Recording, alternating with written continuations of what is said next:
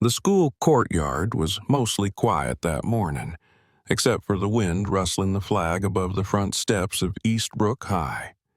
It was late March in Athens, Georgia, and the sun hadn't quite decided whether it would shine or sulk behind clouds.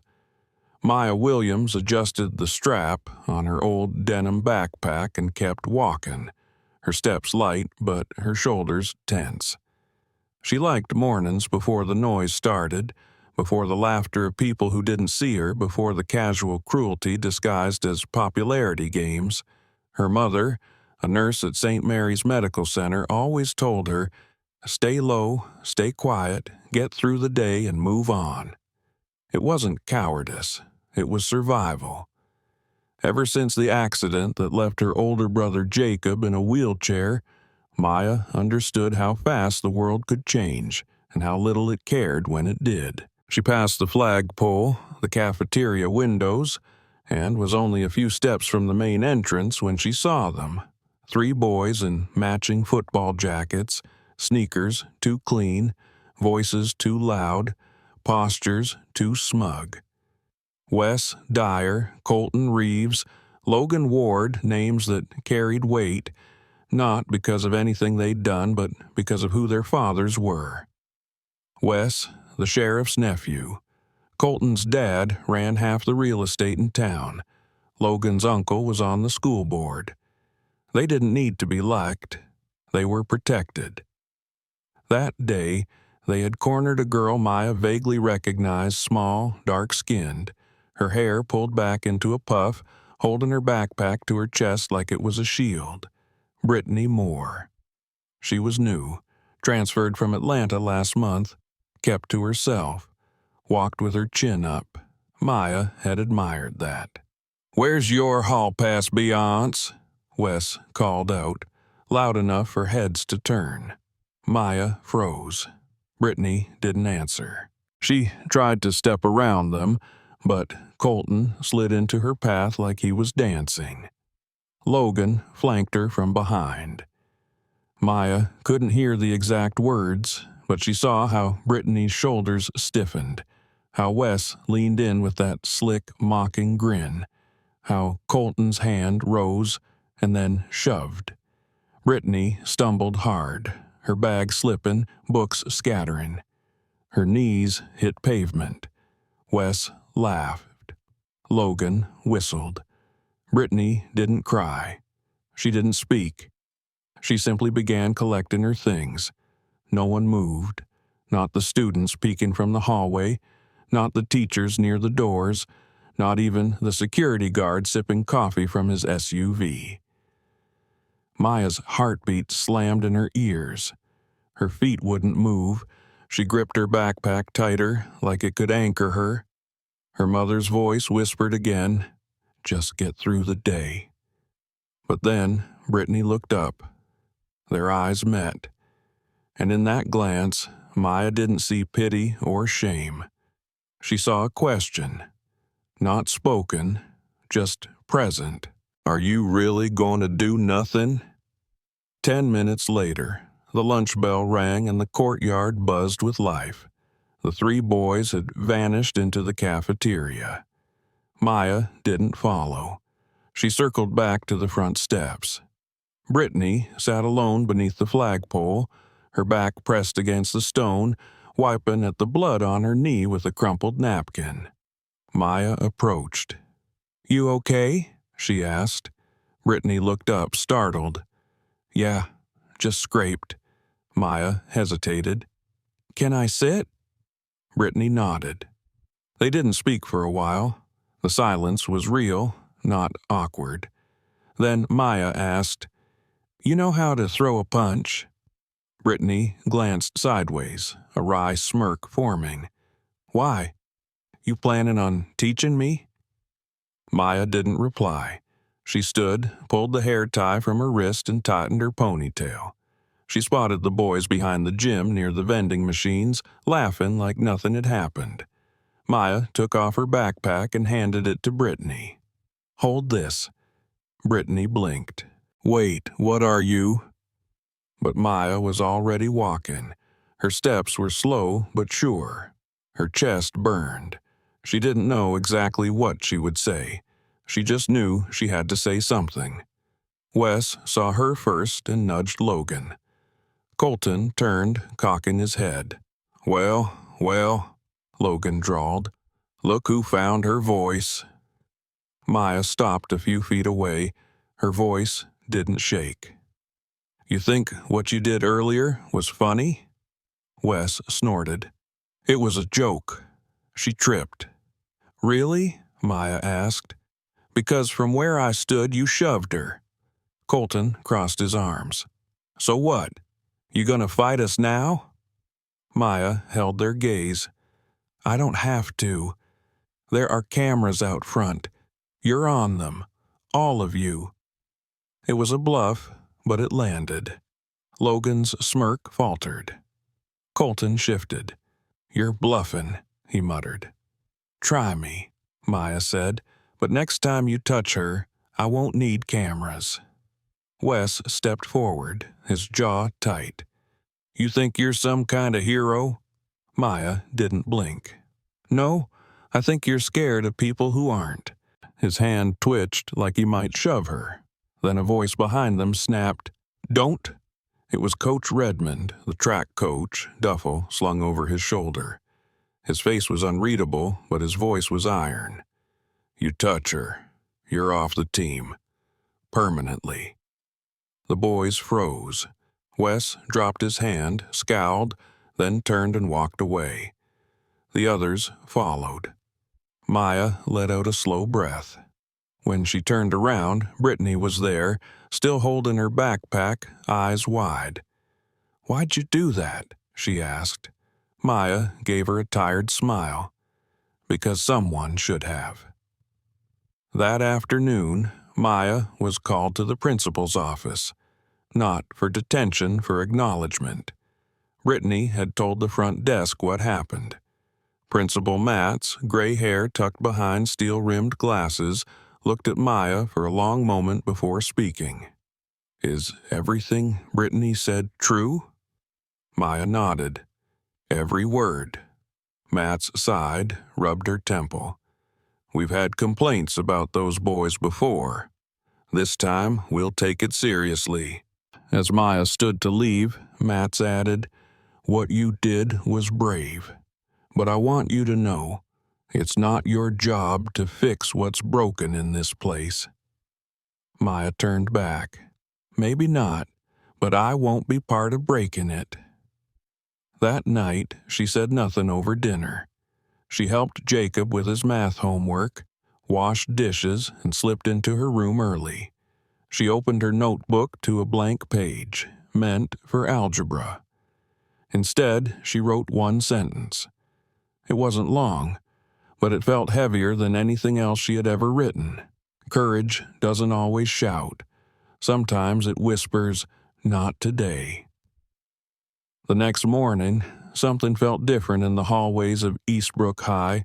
Maya noticed it in the way eyes followed her just a little longer than usual, in the hush that came when she walked past certain groups, in the whispers not of mockery but of something closer to curiosity. No one said anything outright, but she could feel it. Some students gave her slight nods like they were trying to say something they couldn't find words for. Brittany was waiting near the lockers, already unwrapping a granola bar. She didn't say much either, just fell into step beside Maya, as if it had always been that way. They ate lunch under the big oak tree at the back field, far from the cafeteria noise and clicks. Brittany kept her earbuds in, sharing one with Maya, as they listened to a gospel track Maya didn't recognize. You like it? Brittany asked. Maya nodded. It's different. That's Mahalia Jackson. My mom says her voice can lift the dead. Maya smiled. They didn't talk about the bullies or the video or the moment in front of the vending machines. They didn't need to. The silence between them was no longer filled with tension. It felt understood. Later that week, Brittany handed Maya a small box wrapped in brown paper. "From my mom," she said. Inside was a fabric bracelet, black, red, and gold, woven tight and careful. Maya slipped it on. It was a little snug but warm against her skin. "Thanks," she said. Brittany shrugged like it wasn't a big deal, but it was. Maya didn't take it off, not even at night. The boys who had pushed Brittany kept their distance. Wes still strutted like he owned the school, but his swagger had a crack in it. Coach Redmond kept an eye on them during gym, his whistle always ready, his voice firm when needed. They didn't get physical again. But tension, Maya learned, didn't disappear just because nobody talked about it. It lingered like humidity before a storm, thick and waiting. On Thursday, Maya noticed someone had scratched the word rat into Brittany's locker. Shallow, like they didn't want to get caught, but deep enough to scar the paint. Brittany stared at it for a second, expression unreadable, then pulled a sticker from her binder, a cartoon cat with sunglasses, and slapped it over the word without a word. Maya's jaw tightened. Her hands curled into fists, but she said nothing. Not yet. That night, Maya sat at her desk, the cursor blinking over a half-finished essay. She couldn't concentrate. Jacob wheeled in, holding 2 mugs of cocoa. "You're not mad," he said after a moment. "You're hurt. It feels different, doesn't it?" She didn't answer. "It's like I keep trying to be better," she finally muttered, "and the world just dares me to stop." Jacob smiled the ways he always did when he knew something but didn't want to say it too loud. "Maybe that's the point. Keep going anyway." She didn't reply, but she finished the essay that night. It wasn't polished, but it was honest. The next day, at lunch, Maya and Brittany returned to the oak tree. Brittany talked about missing her old choir in Atlanta, and Maya confessed to sneaking into her neighbor's garage just to play the dusty piano they never used. "You ever sing?" Brittany asked. "Only when I'm alone," Brittany smiled. "Then that means it matters." Maya didn't respond, but she thought about that for a long time afterward. Then, like poison through a glass of water, the video appeared. Someone had recorded the moment near the vending machines, Maya facing down Wes, and posted it with a twisted caption. "Girl thinks she's a hero, starts drama for attention." The comments were worse. Some laughed, others edited the clip with mocking music. One added a voiceover with dramatic narration.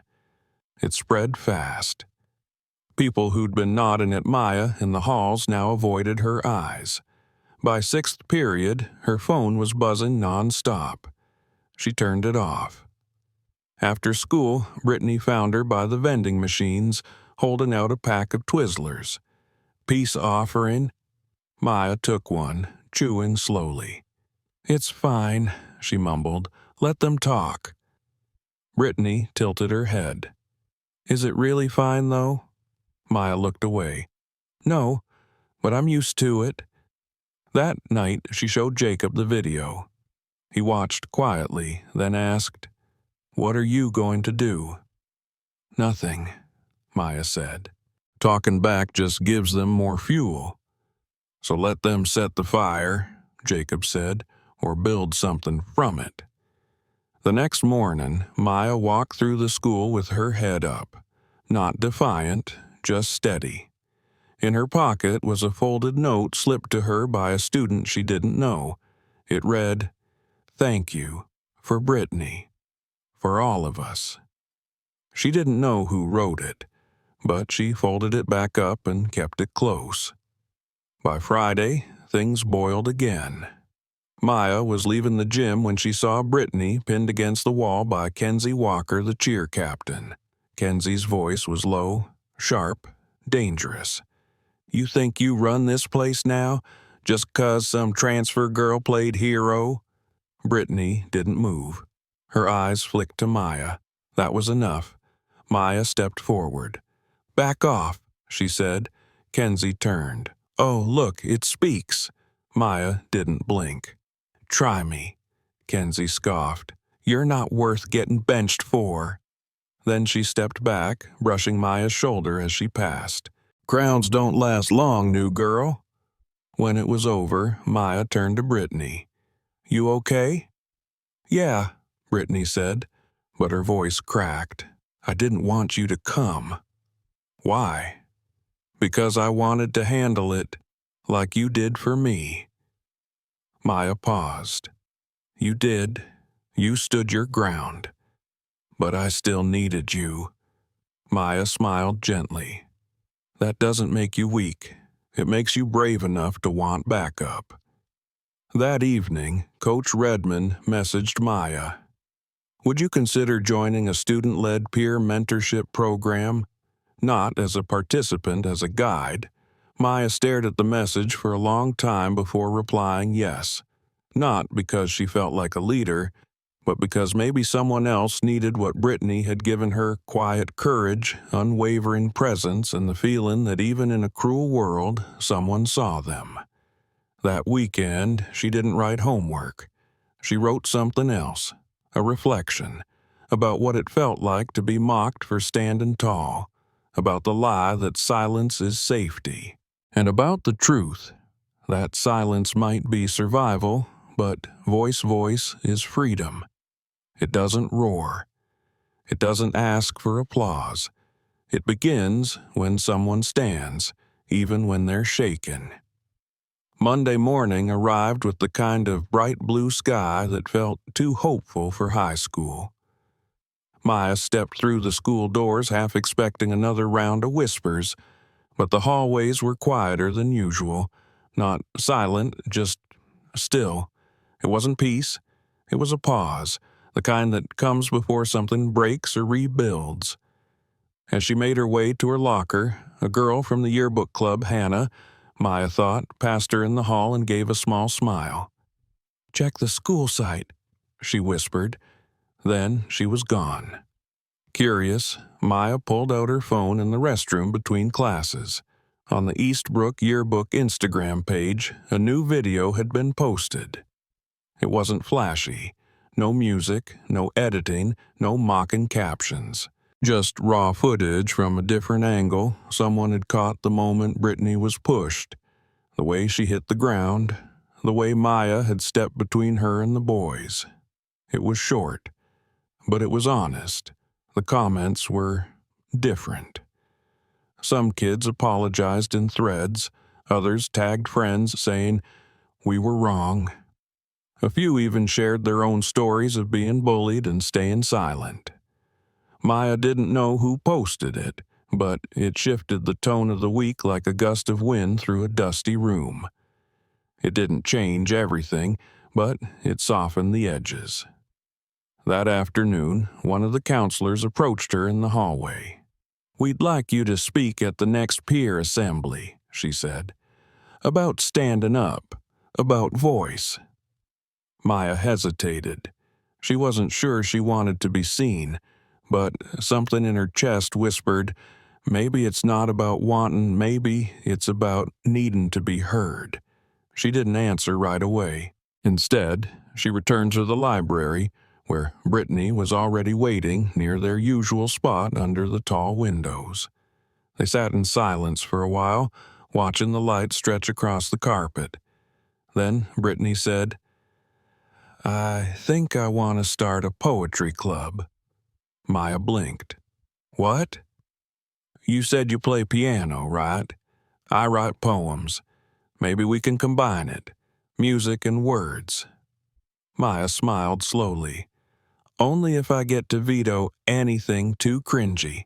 Brittany rolled her eyes. "Deal." That day, a freshman girl approached them at the table. She was small, with a bruise she tried to hide under concealer. Her voice barely rose above a whisper. "Can I sit with you?" she asked. Maya slid her bag over to make space. Brittany handed the girl half of her sandwich without a word. That moment said more than any speech could have. But peace at Eastbrook was always temporary. 2 days later, just after sixth period, Maya heard yelling near the East Wing stairwell. Not fighting, panicked shouting. She ran toward the noise and found a circle of students crowded around 2 boys. One was on the ground, his nose bleeding, eyes wide in shock. The other stood over him, fists clenched, chest heaving. Logan Ward. Students murmured, some claimed Logan had snapped, others whispered the other boy said something about Logan's sister. But Maya saw his face. He wasn't angry. He was afraid. Administrators arrived fast. Security guards even faster. Logan was handcuffed and walked out of the school while the crowd filmed and whispered and judged. That night, Brittany called Maya. Her voice shook. They're saying it was self-defense, that the other guy threw something first. But no one caught that part on video, right? Maya asked. No, just the punch. Same story, different day. By Friday, the school was a pressure cooker again. Students chose sides. Some said Logan was a thug. Others said he was exhausted from always being pushed. Maya tried to stay quiet, but the weight of silence was heavier now. That afternoon, Principal Matz called her into the office. I know you declined the assembly, she said, but we need someone the students trust, someone who knows what it feels like to be seen and misjudged, someone real. Maya stared at the posters on the wall. She thought about how tired she was of being the one who always had to do something. I'm not a leader, she said softly. Exactly, Matz replied. That's why they'll listen. That night, Maya opened her notebook again. She didn't write a speech. She wrote her story, not for anyone else, for herself. She wrote about Brittany falling, about the silence afterward, about the sick weight of doing nothing. She wrote about fear and what it meant to step forward anyway. She wrote not like a hero, but like a girl who had once walked away and chose not to do it again. The next morning, she stood in front of the entire student body. The auditorium buzzed before she walked on stage, then settled into an eerie silence when she approached the mic. Her heart thudded. Her hands trembled. The mic squeaked. Someone coughed. Then she spoke. I'm not here to be a role model, she began. I'm here because I once saw someone get hurt, and I almost did nothing. The silence deepened. I almost kept walking. I almost listened to the voice in my head that said it wasn't my fight, but something inside me said, if you walk away now, you'll keep walking forever. So I turned around. She swallowed hard. I didn't do it to be brave. I did it because someone needed to feel like they mattered. And if we allow silence to cover up what's wrong, then we become part of the wrong. She paused. I'm not better than anyone here. I've been scared. I've wanted to disappear, but I stayed. And sometimes that's all it takes. Just stay. Just show up. Just be the one who doesn't look away.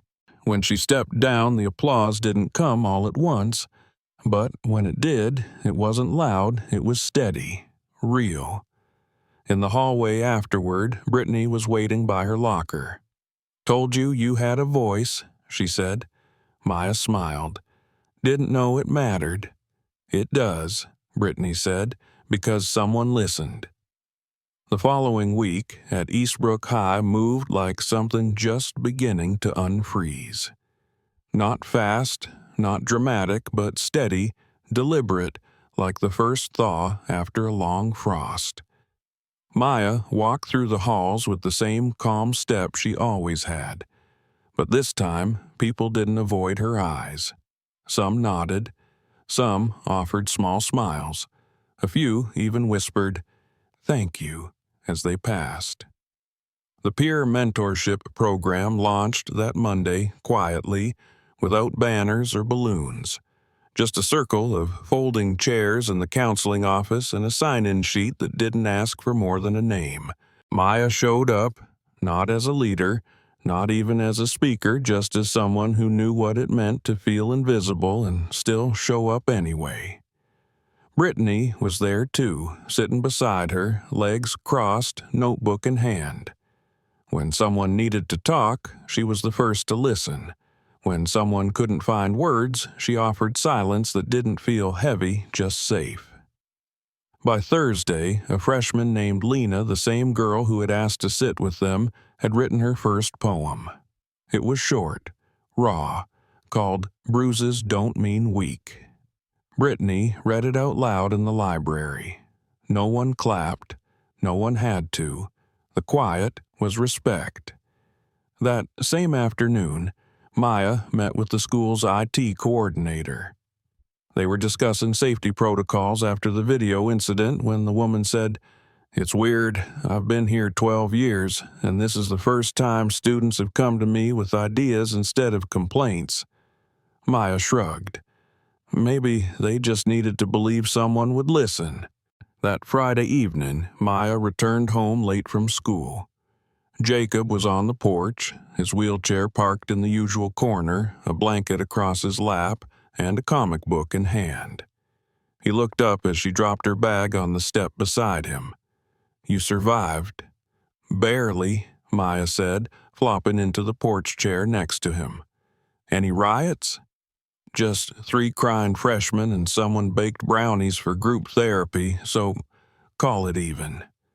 Jacob chuckled. "You know, it's kind of wild. You were invisible 3 months ago. Now you've got seniors quoting your speech and Coach Redmond asking if you want to help plan a leadership retreat." Maya leaned back.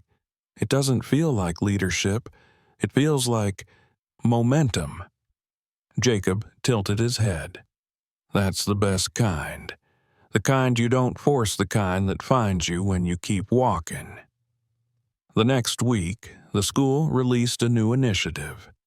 An anonymous reporting system, a student-led code of conduct committee, an open mic night to be hosted in the cafeteria, co-led by Brittany's poetry group. On the first night of that event, the turnout was double what anyone expected. The mic was old. The speakers crackled. The walls smelled faintly of mop water and stale chicken nuggets. But the stories, they were electric. A sophomore read about losing her brother to violence. A boy shared how his stutter made him afraid to speak for years. And Maya, sitting in the back with Brittany, just listened. When the last student sat down, the room went quiet. And then, slowly, Maya stood. She hadn't planned to speak. She didn't have a paper in her hand.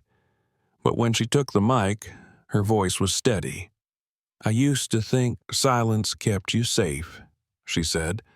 "But all it really does is build walls. And when those walls fall, we get crushed under what we never said." No applause this time, just silence, but the good kind. The kind that means something sacred just passed through the room. By mid-April, even the faculty began leaning in. One of the vice principals, who hadn't spoken more than 10 words to Maya all year, stopped her in the hallway to say, "I watched your assembly speech twice. I think you're helping us remember what this school was supposed to be." It wasn't just her, it was the ripple. Brittany's poetry club grew. Lena started a peer tutoring table at lunch. A group of junior girls began drafting a proposal for inclusive curriculum review. Small things, but real things, and not one of them was about being loud. They were about being present. One day, Maya got an envelope in her locker. No name, no stamp, just a folded sheet of notebook paper. "I saw what you did for Brittany. I couldn't speak up then, but because you did, I think I can now. Thank you." She kept that note in her backpack right beside the first one. But storms don't wait for permission to return. In early May, just 2 weeks before finals, news hit the school. Logan's appeal had been denied. The fight, though context now clearer, was still a violation of school policy. He wouldn't be returning to Eastbrook next year. The ruling cut through the student body like a knife. Some were furious, others indifferent. But for Maya, it lit a fire. Not because Logan had been right to hit back, but because no one else had cared to ask why he finally did. She met with Principal Matz that same day.